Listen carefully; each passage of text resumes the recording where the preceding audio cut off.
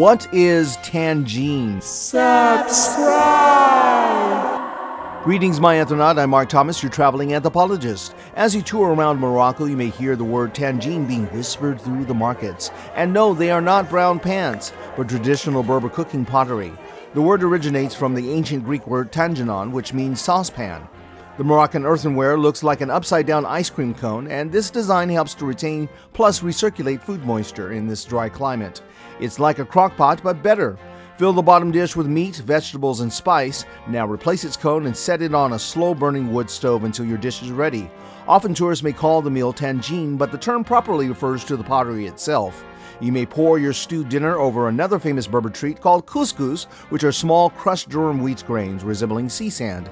It is then steamed and you may have it savory or sweet, but all of it is absolutely delicious, so be sure to eat a tangine-prepared meal on your next trip to North Africa. To satisfy your intellectual appetite, please subscribe, like, and share your thoughts in the comments below.